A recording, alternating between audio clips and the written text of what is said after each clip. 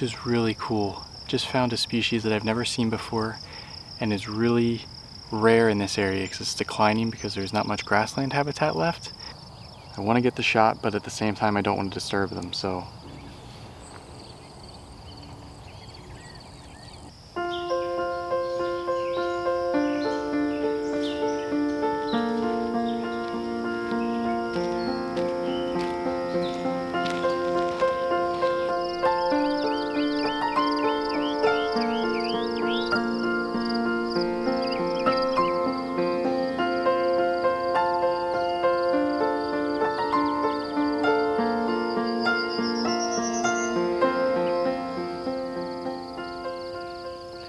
Well, good morning everybody. Thanks for joining me today.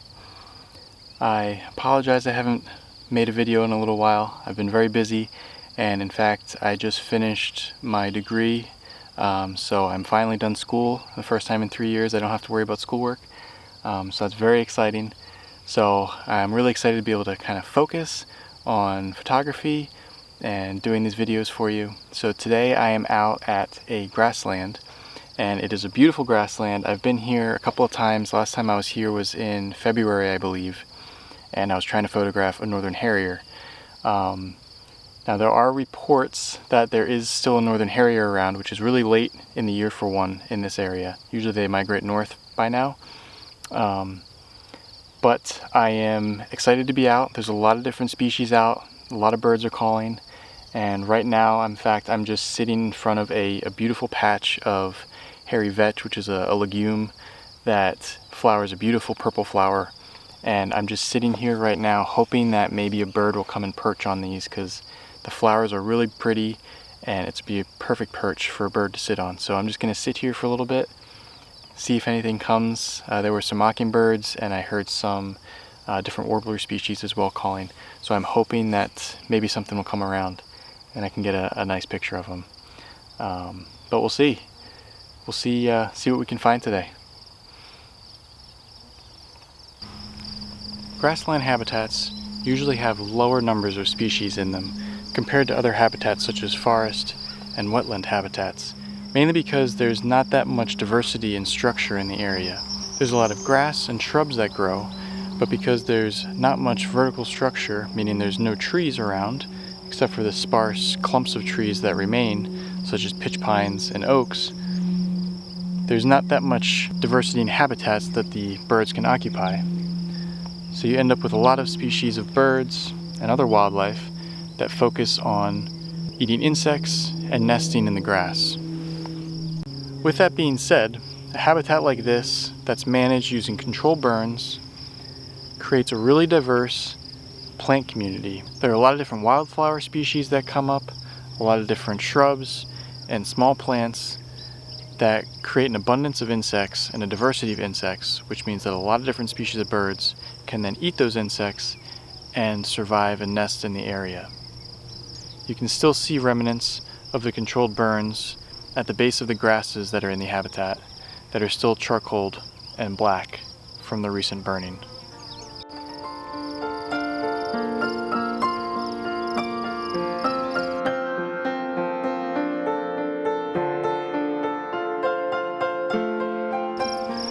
I sat by the purple flowers for about a half hour, hoping that a bird would perch near them.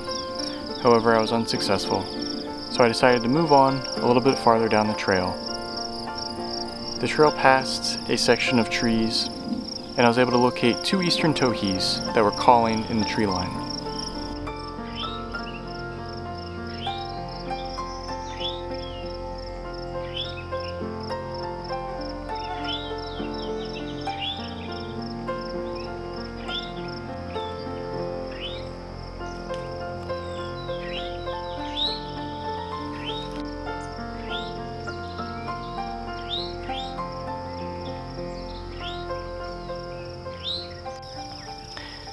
So far I've seen a lot of different species. I'm actually headed farther into the grassland now, away from the tree line. And there are a bunch of sparrows and some kingbirds that are flying around, as well as some bluebirds. But the sun is coming out really strong now, and it was supposed to be cloudy all day. And that's why I came to the grassland, because on a cloudy day in the grassland it's much better. You can do pictures most of the day, where now that it's getting really sunny and bright out, it's warming up the ground and it's causing this mirage to come up off the ground, the heat, and it's distorting the picture. So I'm going to kind of switch gears, and I'm going to go farther down this way where there's a lot of burnt and dead trees from when they do controlled burns. So I'm hoping these trees are going to be good perching areas for birds. So maybe if I can get close enough to some of these perches and just sit there and wait, then the birds will come close enough, and then the heat distortion won't be too much of an issue. It's still supposed to be cloudy later today, so I'm hoping that the clouds will come back out, but we'll just have to see. I'm gonna head over there now and set up, and hopefully some things will come out.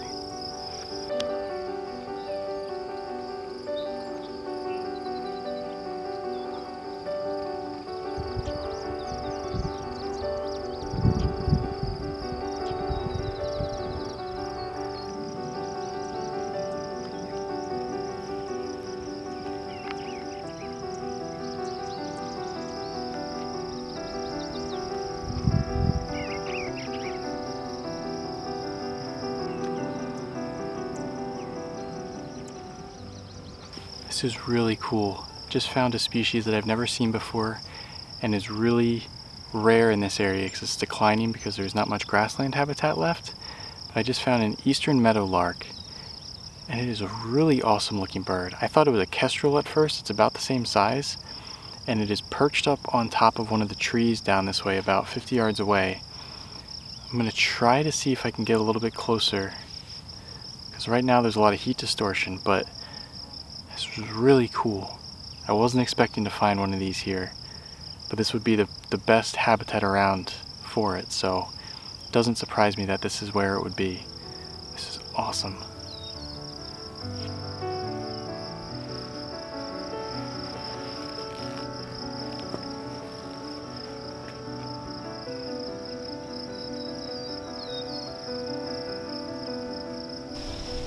Alright, I set myself up over by where the meadowlark was. It was perched up on a tree, but then it went down into the grass, so I'm not too sure where it is. But I set myself up in kind of a shade of a tree here, so I'm not in direct sunlight, just sitting here.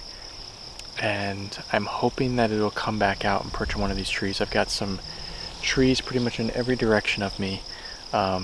Trees is kind of a relative term because they're actually burnt out saplings. A lot of them are oaks that when they did the controlled burns, the sticks and twigs from the trees are actually still remaining. But anyway, I'm hoping that if I sit here long enough, it'll come back up and maybe start calling again. I thought I heard it call one more time over to my left a little bit here, but I'm not certain because I'm not familiar with the song of the meadowlark, so we'll see.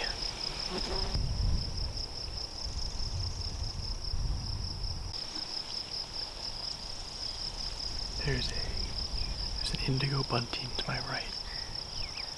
It's about 15 feet away. It just landed on the base of one of these trees.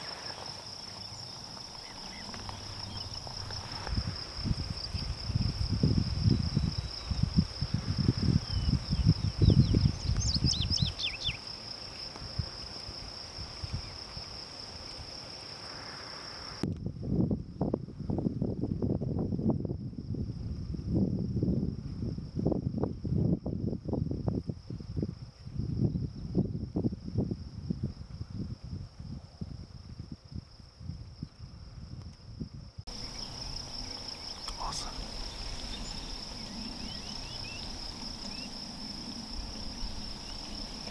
There's also a common yellowthroat doing its chipping call around here as well, pretty close. So I'm going to keep my eye out for that one too.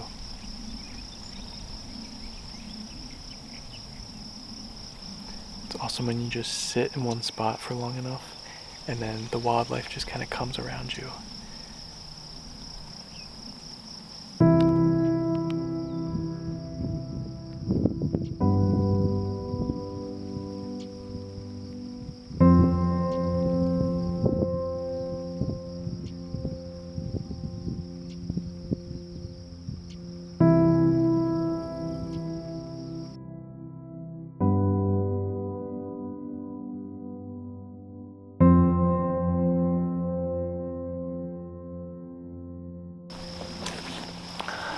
found the meadowlark again, and it's actually about 100 yards that way. It must have flown over that direction. It's perched on top of a dead tree now, so I'm going to pack up and see if I can make my way back over that way. Fingers crossed it stays there. We'll see.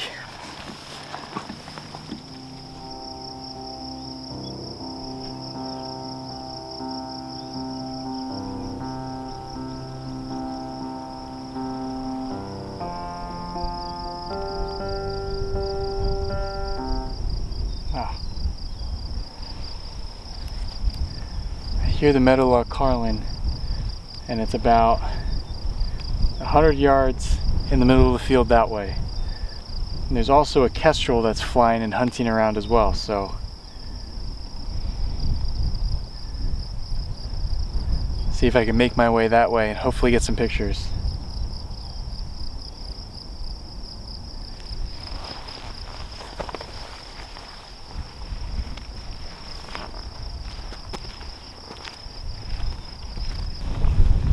Alright, this is perfect. The trail actually ended up bringing me almost directly towards it. So I'm going to put on my extender just in case I can't get close enough to it as I normally would, because I don't want to get too close and then scare it, because I think there's definitely more than one, but I've been trying to photograph these things for about 2 hours now, so I want to hopefully get something. So I'm going to put this on, and hopefully this will get me close enough to get some actual usable pictures.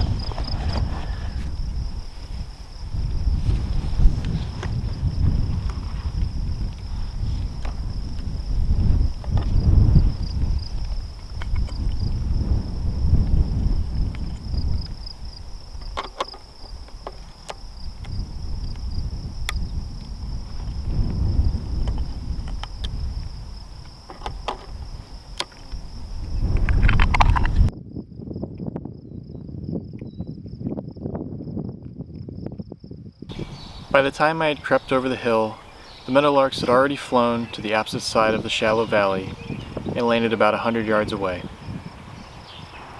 I decided that rather than chasing after the birds, I would sit and wait and hope they would return to this side. As I was sitting, I was able to get some footage of a bluebird and an American kestrel that was hunting.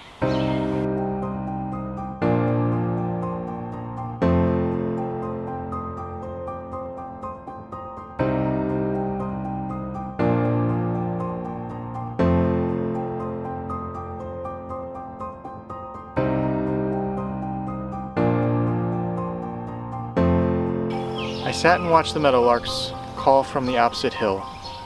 However, I was unsuccessful in getting any closer to the birds. The sun was getting very strong, so I decided to pack up and call it a day.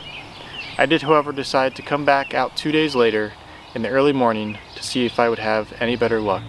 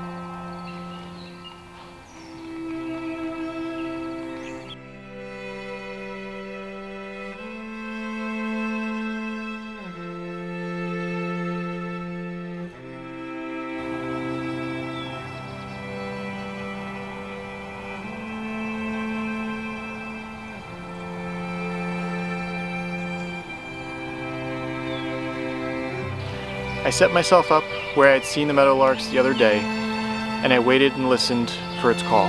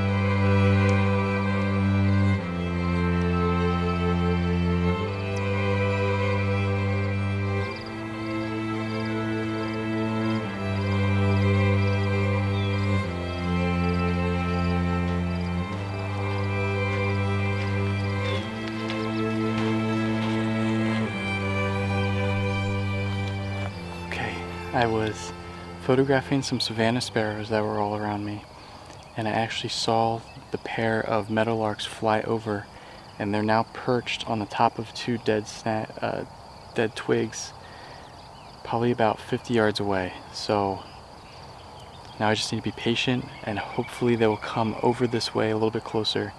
I'm pretty much surrounded by a lot of dead saplings right now, so there's plenty of spots for them to perch. I'm just hoping that they come back over to this area so I can get a little bit closer to them. I don't want to go after them because they're a sensitive species that's already declining.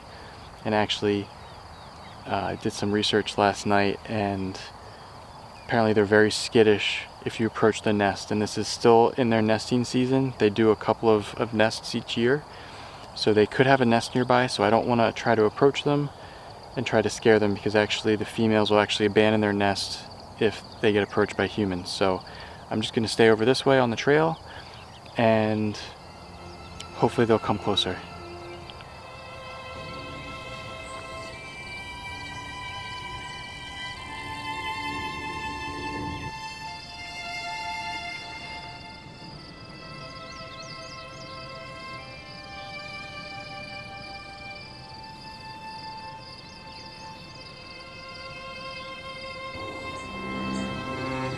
Over to this side of the hill at least, so it's coming closer, but it's still about 75 yards away.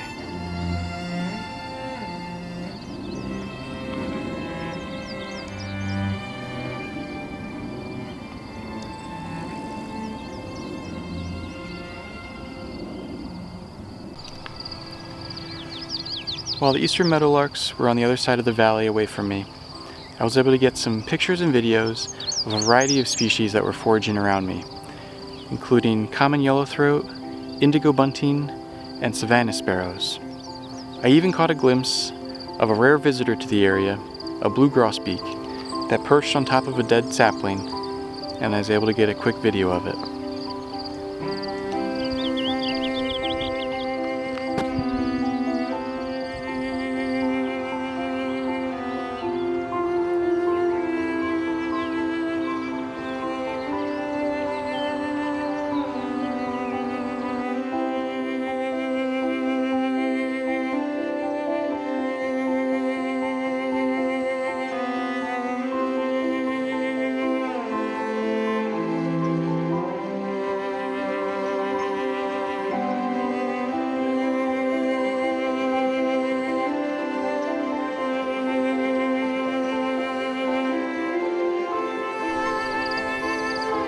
Eastern meadowlarks eventually actually flew over to my side of the hill, but they were still about 75 yards away.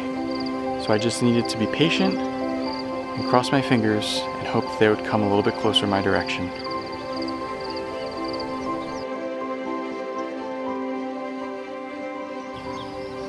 Alright, the Eastern meadowlark has flown to a lower perch now, but it's still about 75 yards away. And it's kind of off to the left of where the trail leads, so I'm going to try to very slowly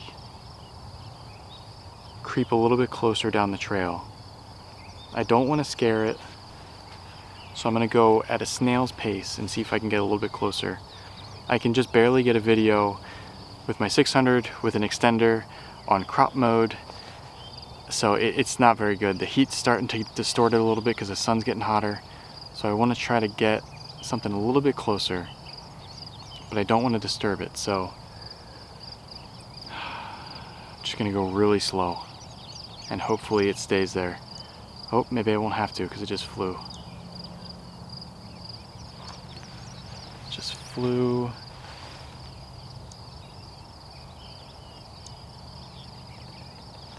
Now it's on top of a white pine tree. It's still about 75 yards away. There's still the male and female, I'm assuming. It's a pair.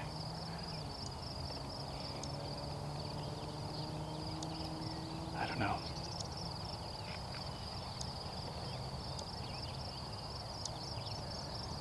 I want to get the shot, but at the same time I don't want to disturb them, so. And there's so many perches around me right now that if they came over this direction I'd have a great shot of them, but they're just not coming over this way. Right, I'm just going to stay here for another half hour and see if they come over this way. There. I made my decision. We'll see what happens. Wildlife photography for you.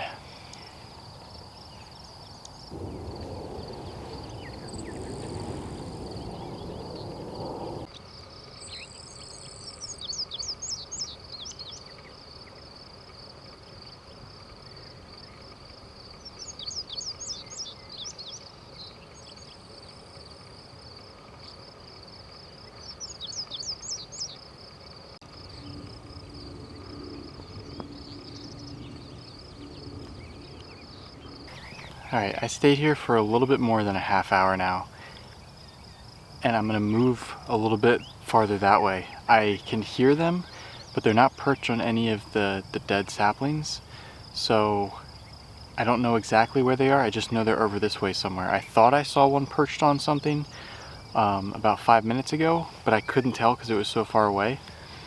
So I'm just going to go slowly this way and see if I can find them again. There's a lot of bird activity down this way, so either way it should be successful. I'm just hoping that by me moving I'm not going to scare them, so I'm going to move really slow and hope for the best here.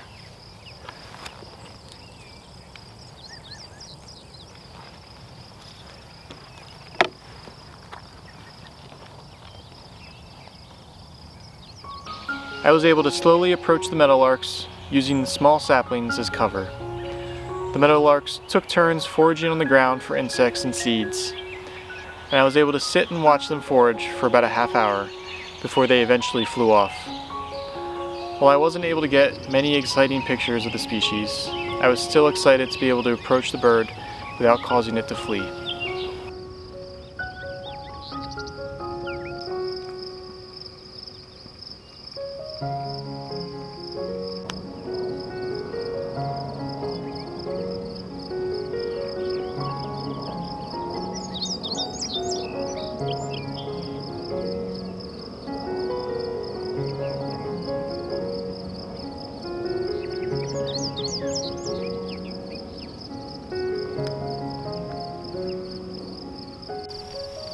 I continued hiking around the grassland, following the trails to see if I could relocate the Eastern Meadow Larks. I heard them a couple of times off in the distance, but could not relocate them. However, I was able to photograph and find a variety of other species, including prairie warbler, savanna sparrow, and grasshopper sparrow.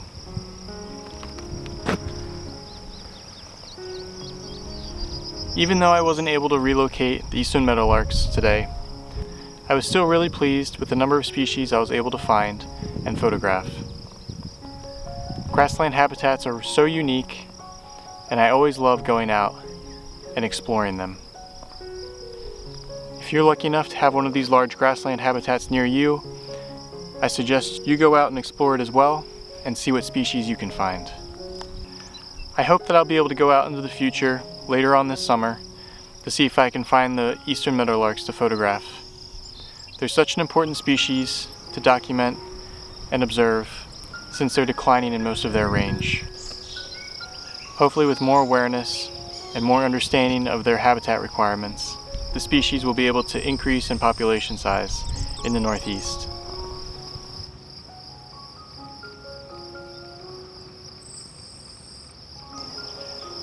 I hope you enjoyed this video and the variety of species that are found in the grassland habitat, and I will see you soon in the next video.